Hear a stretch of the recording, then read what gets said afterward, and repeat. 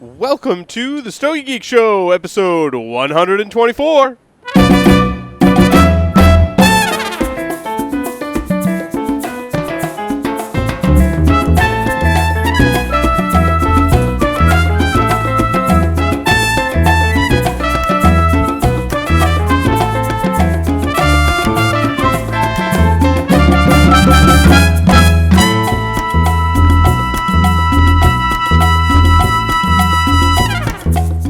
This episode is sponsored by Age Selects, providing cigar enthusiasts with premium long filler cigars aged at least 5 years at an extraordinary price.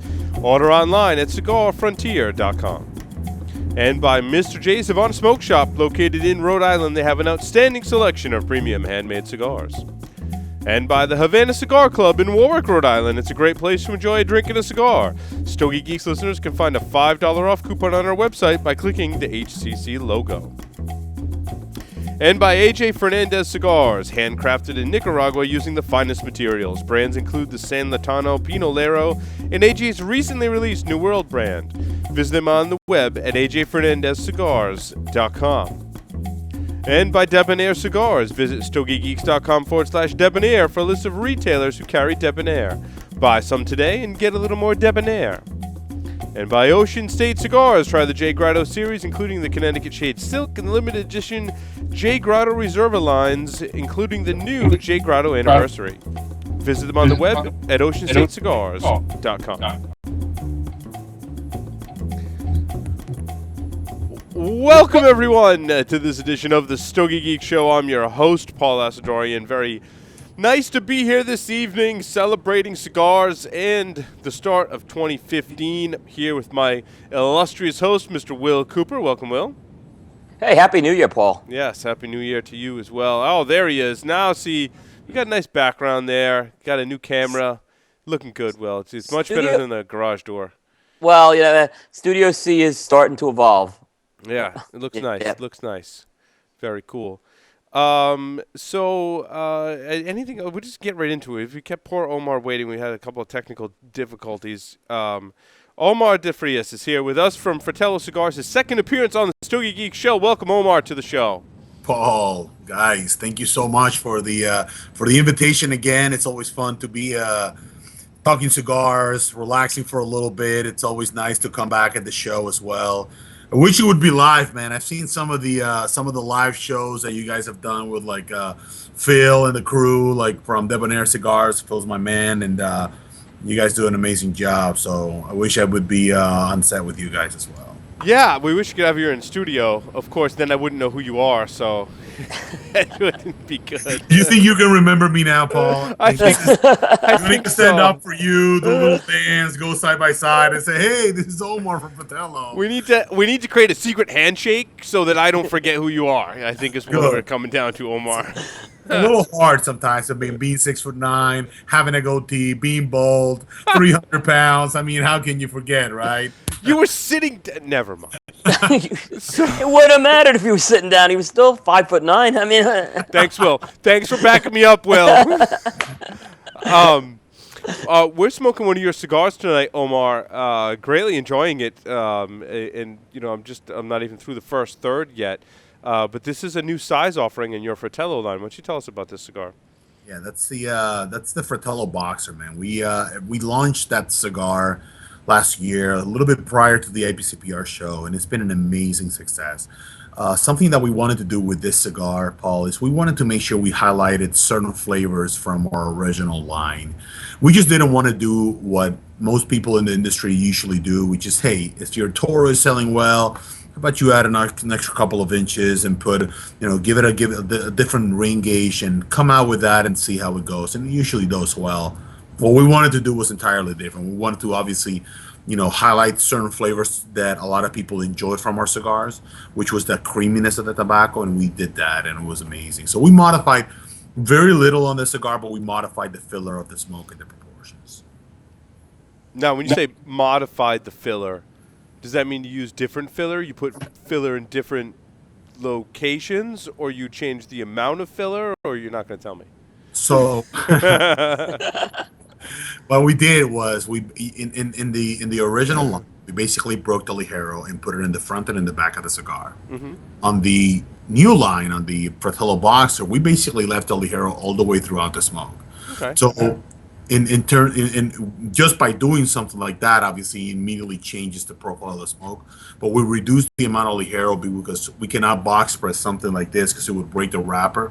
So we can't box press a cylinder cigar without loosening up the tobacco inside. So loosening up I see. inside, Mm-hmm. and what we did was basically reduce the amount of ligero and increase it. Basically it increased the creaminess of the tobacco. And so it took us a couple of tries, but we nailed it, and it was absolutely gorgeous. Yeah, and a box press torpedo is not a very common cigar either. Right. I like that. So what's the exact size on it? It's a 6 1/4 by 52 box press torpedo. I'm a big fan of torpedoes myself. Mm-hmm. There's a little bit of there's something going on in the industry right now about torpedoes. You don't really see them anymore, that often as you used to a couple of years back. But the box presses, I think, is coming back, and so I was excited to mesh a little bit of both, something that I loved and something that is actually getting a lot of traction in the industry. I love the box press torpedo size myself. Me too. I think some of the torpedo. You're right, Omar. The torpedo's kind of fallen down, in terms of popularity. But I've seen some very good ones come out in the last year. I thought 2014 was the ones that did come out were very good. I agree. There was a couple that were phenomenal. We wanted to just highlight some. It was a strategic move as well on our part, guys, because I wanted to make sure that when we go ahead and put it on the shelves, we would be able to tell the story of, hey, it's a line extension to Fratello because it basically has the exact same components. But here's what we did that was a little bit different to be able to highlight certain flavors that you basically enjoy out of the entire line. And it was a success. Become one of my best selling, cigars by far. So what's in? Do you disclose what's in the filler tobacco, Omar? Yeah, absolutely. It's an Habano Nicaraguan wrapper from the Jalapa region. It's got an Ecuadorian Sumatra binder. It's got tobacco from Peru in the filler, and it's the ligero, on the filler of the smoke as well. So with the Estelí ligero is really what we played a lot with on this box press torpedo. And you said it's Peruvian and Peruvian tobacco in the filler. Yes. Interesting. Very, very sweet. Yeah. When you burn a viso from Peru, you really get a lot of that sweet quality towards the nose, and that's sort of something that we really wanted to get right off the bat when we started blending the Fratello, the Corona and the Robusto and the Toro and the 6x60. We wanted to really get a lot of that sweet quality source of tobacco, and so it's one of the reasons we ended up working with that particular leaf. And now, did you say it was Viso priming? Yes. So that is typically a little thinner and burns a little milder, correct? It's the middle cut from the plant, so Yep. it's not the highest, it's not the It's in the middle. Yeah. but it's not the seco, which is the bottom part, and so you still get a lot of those flavors. You still get a lot of it's a part of the plant that still gets some sun to it. Right. But it's not tremendously thin. It's thinner than the ligero for sure, but. No, that's really cool. Yeah, Omar, I really like the Fratello blend a lot. It's got a lot of character, and I think it's very unique, which is something difficult to do these days with all the new cigars coming out. Well, how did you get something so unique? Like, what was your? If there is a word that we can describe our cigars, man, if there would be a hashtag. Have you seen those little wordgrams that you have? Basically, what is the word that is being said the most out of something, out of either the press, or is it being said something out of television or whatnot? If there's something that I could tag a particular word to our cigar, would be tasty. It's a very tasty cigar. It's the word that I've been hearing the most ever since we launched our smoke. And it's got a lot of character, man. It really does, and it was a phenomenal blend because of how well the tobacco from Peru went in conjunction with that jalapa wrapper, which I think is it's a high priming Colorado wrapper, so it's got a lot of flavor to it. And I think just those two things balance each other out very well. The strength level was precise, and with the amount of ligero that we used, and so it took us a lot of tries, man. It was over 30 plus different blends to make sure we came up with this with the Fratello blend. It was a success from the right off the bat. So we're excited about that. Very cool. Yeah. Now, in the Fratello line, I'm told that you've got yet another kind of mini line extension coming out. Is that true?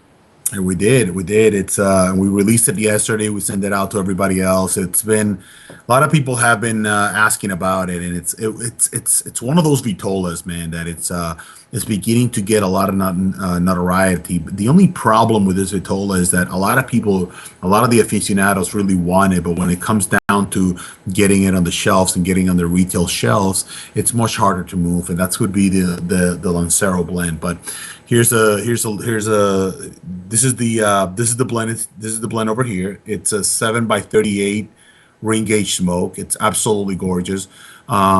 It's another one of those cigars that we had to modify the filler as well because there's just so much tobacco you can get into the filler of a 38 ring gauge smoke. Right.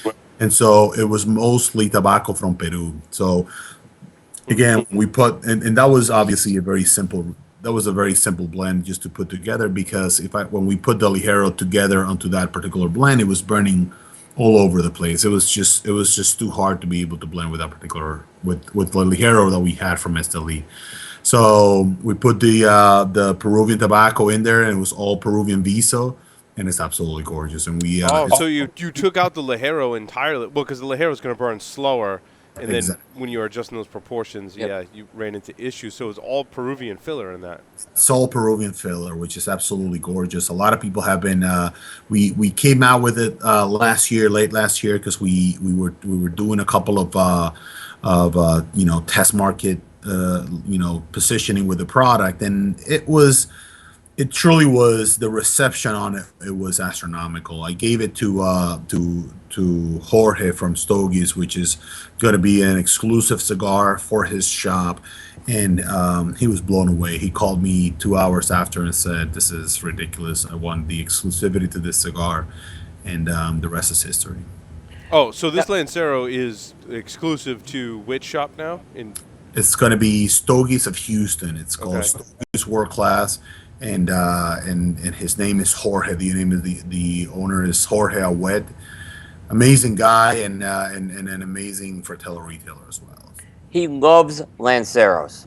He does. Okay. He's a Lancero connoisseur. He has done So he's done a series of shop exclusives in the Lancero, and they've been very successful. He did an Alec Bradley Nica Puro, and then he did a Room 101 Nabacubi Ecuador.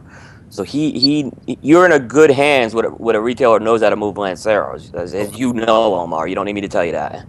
Absolutely. Not only that, but I mean, it makes this makes it his third store exclusive Lancero.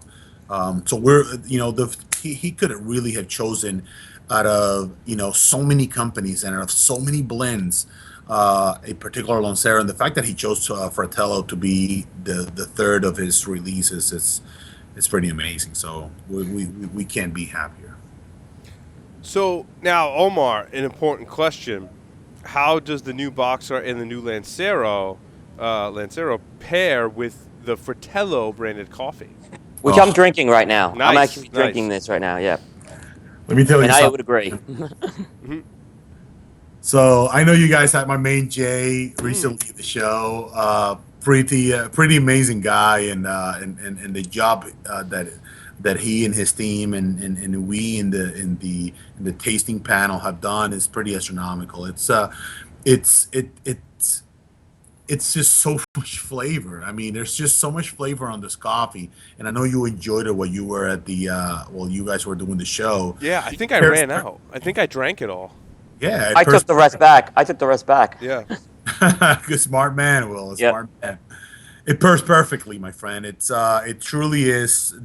There's so much flavor on both. I mean, it's the components of Fratello are still saying truth. I mean, you will still find a lot of those sweet qualities towards the smoke. You still find a lot of the nice pepper on the Fratello boxers. You can probably tell right now the pepper tempers down a little bit. It's still present, but it tempers down a little bit from what you saw on the Corona, from what you saw on the Toro, which was the first Yeah. smoke you ever tried Hmm.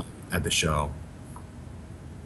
Very cool. Very cool. Yeah, I really did. I liked the coffee a lot. I French pressed, I think, a half a pound of it here in the studio. Obviously, not all at once, like over the course of a few weeks, and paired it with several different cigars in the morning. And it was awesome. I was so sad when it ran out. So, where can people buy some more Fratello coffee? So we usually place it in tobacco shops Hmm. that have a coffee following. So if you're, for example, Jay's from Havana, or you are Mickey Blake's in Connecticut, in Southampton, Connecticut, and you have a nice coffee following, then I mean it's just a matter of some of those retailers reaching out to us and contacting us. But you can also send us an email or at fratellocigar.com. You can log into fratellocigar.com and just basically send us an email, and we'll be able to point you in the right direction to be able to get the coffee online as well. So Jay has an online presence, and he can sell the coffee online. So we'll be able to point you to his website. Very cool. Very It's a cool. nice medium roast too. It It's is, it's yeah, yeah, yeah. and it's got I mean it's got plenty of flavor, and it's a mix of African and Central American coffee beans, correct? Absolutely, absolutely. It's Honduras and El Salvador, and it's Ethiopian beans. Okay. So it's got a great percentage of those three countries. We're excited. There's been a trend. I'm not sure if you guys have seen it lately. I Uh, have, yeah. Roma Craft, for example, has Craft cigars with came out coffee. with Yeah. coffee. 1502 came out with their coffee, and from what I understand, there's a couple more other manufacturers coming out with their own coffee to be able to try to place it on people's shelves. And I think it's exciting, man. I think it's very nice when you see that something that is working out, and other people are looking at it as well and saying, oh, this is really cool. I mean, give this a try and see if this is something that could work out. And it's apparently working out for a lot of people. So I'm excited. I'm excited to see that. Yeah, one thing that was really cool, like on the packaging of that, is there's instructions for the different ways to make the coffee. So whether you're using the press, or the French press, if you're using pour over, or if you're using the pot, there's different. It gives you the kind of some instructions, how to gear it to how you're brewing that, which I thought was really good on that packaging, how they did that for you guys. Absolutely, because you want the consumer to basically have the best experience when they're drinking the coffee. You know what I mean? And so, not every single coffee you're going to be able to have the exact same quantities or put the exact same amount of water and things like that, depending on the roast that you're doing. And so, for this, it was a no-brainer to be able to add this information so that the consumer, when they pick out the coffee, they'll know exactly what they need to do. And so. No, Let's try. I tweaked mine when I did about a half a pound or maybe a pound, and I tweaked mine a lot, and it took me a few tries to get it to where I liked it personally, and I think that's, coffee like anything else, like cigars, you're going to have your personal preferences, Right. and it took me a few tries to get it to where I liked it, in terms of, the strength. And the flavor kind of met my palate and matched what I really wanted to experience on my palate. So, And that's at the end of the day, that's what you want. You want to be able to get the best experience towards something that we think it's a very high grade level coffee bean. So I'm glad you enjoyed that. very cool. So Omar, what it'll kind of change. I don't know, Will. Do you want to have any more questions for Omar about his coffee or cigars? Maybe we'll go there Um, first. yeah. So Omar, I want to kind of, in terms of, if you were on the show exactly for a year, and I mean, I've just seen this growth, which has been second to none. And really, when we talked to you back a little over a year ago, you were doing this all by yourself. And I know you're in a couple hundred stores at least right now. But if I had to guess, how are you doing it right now? I I gotta be. That's a good question, man. I don't know if I'm doing it. I mean, it's been such an amazing ride. I think it was probably about a year ago when we were at the show, and I was probably maybe in 60 some accounts, barely touching maybe 70, and we're in 225 retailers right now and 300 Wow. 50 points of sales. And it's been, you're absolutely right. It's been an astronomical growth. It's been a very calculated growth because a lot of people tend to grow and have problems with their inventory or have problems with back orders. And we have had none of those issues. I mean, and that has to do a lot with my background, I guess. I tend to plan very well. I tend to get a little bit of ahead of the curve thanks to, a lot of years and a lot of statistics and analysis. But it has to do a lot with me being on the road. It has to do a lot with me continuing to knock on doors and saying hello to some of the retailers. I gotta be honest with you guys. I don't know what the best solution is to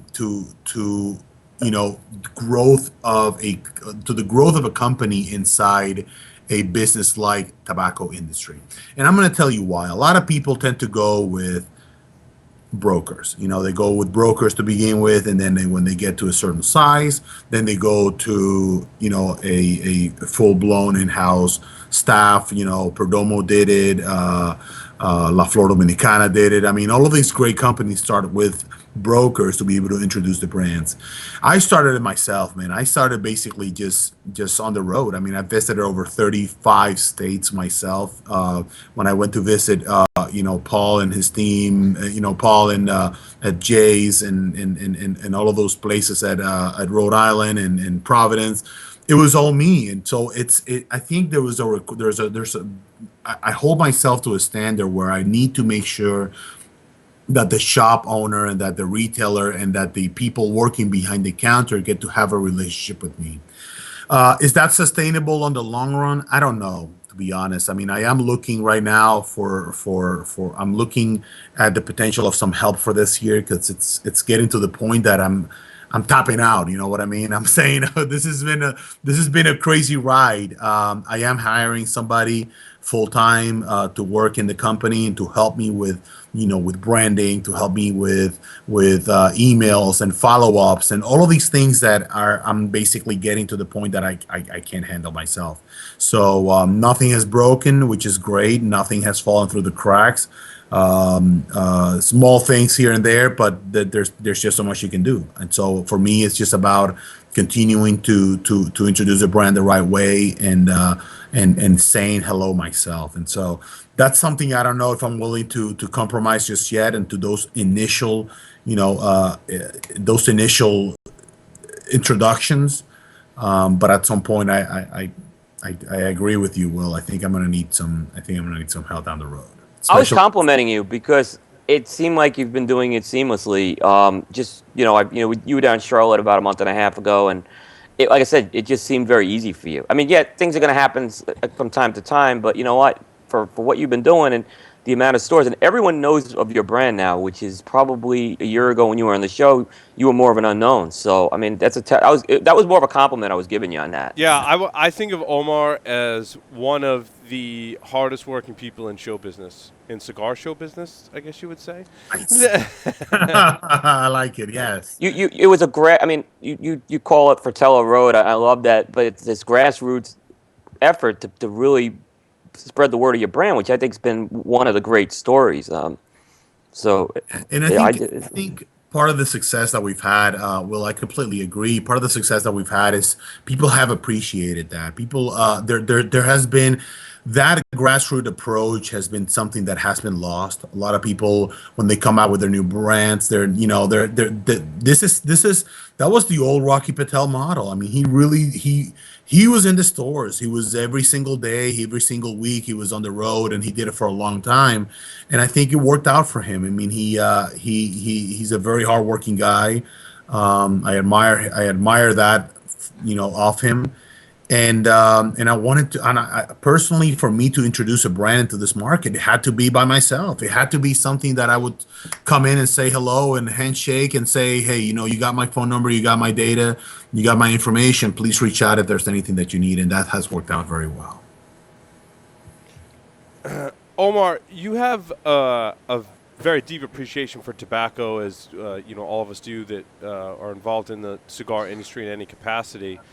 What are some of the other things that you've been smoking that have really kind of caught your attention as being different? Whether it be something you smoked at the various factories, or what are some other stuff that you like to smoke as well when you're not smoking your own stuff? I gotta be honest. I'm a big fan of that Hoya Red, that Hoya Yeah, Nicaragua me too. Red. Dude, that cigar was to me at that price probably the best bargain, best quality cigar of the entire last year. Period. I To I my, I, I agree with I would That was a probably good say cigar. without question I agree with you. yeah, I mean it's a very well done blend. It's got an enormous amount of flavor. I remember I was in Nicaragua and I've had the cigar. I had the cigar. I think it was at the IPCPR show last year. And when you're at the show, man, you're really not smoking. You're puffing air. You know what I mean? You're puffing smoke and you're putting it in your mouth and you're puffing it out. That's really not a lot of smoking that you're doing. It's Mm. just you're not sitting down and enjoying the blend. And when I was in Nicaragua about a couple of months, about 3 or 4 months back, working on the release of the Lancero, I smoked the Hoya Red, and my God, it was so much. There was so much flavor on that, and so that's been one of those cigars that I've been smoking a lot. The other thing that I've been smoking a lot lately, because I was on travel in the Dominican Republic, is I started doing this Cuban tour. I called it a Cuban tour. I was basically gonna try every single brand of Cuban tobacco that was available to me at the stores, at the premium tobacco stores in Santo Domingo that I could find. And I was just trying to. It was more of let me connect again with this country. I've had Yeah. many Cuban cigars in the past, but I wanted to connect with the country itself. I wanted to get what were some of those flavor qualities? It's like, for example, when we talk about wine and we talk about different regions, there is something in particular about the wines, the Pinot Noirs from Oregon. There's something in particular about the Malbecs from Argentina. There's that quality of grape that it comes from that particular country, and so I wanted to do that with the Cuban tobacco. I wanted to reconnect again, and I had amazing experiences smoking to some of those, and I had some okay experiences, and Mm. and so that was interesting. In the last couple of weeks, I was in the Dominican Republic doing a lot of that. What was your favorite Cuban cigar you smoked in that And I Cuban trip? had the Partagas Lusitania that really just that Really? cigar just blew me away. I was like, Jesus, so much flavor, and Interesting. it was a solid mild to medium. Yeah. That's where Cubans really are very strong. It's those mild to medium smokes that just truly have an enormous amount of flavor. And so, I didn't have a whole lot of construction problems with the cigars that I smoked. I probably smoked about probably three a day, and not a whole lot of construction problems, but Hmm. there were some. There were some that were just okay. But that part that got Lusitania, man, that completely blew me away. Nice, nice. So what can we expect next from you, Omar, and from Fratello, or is there another brand maybe you're looking at bringing out as part of your cigar portfolio? Yeah, there's something that we're looking at to potentially this year. We haven't made any formal announcement or anything like that yet, but there is something that's in the works right now to be able to potentially come out with something this year. We've been working all last year basically on the blending process of that particular cigar.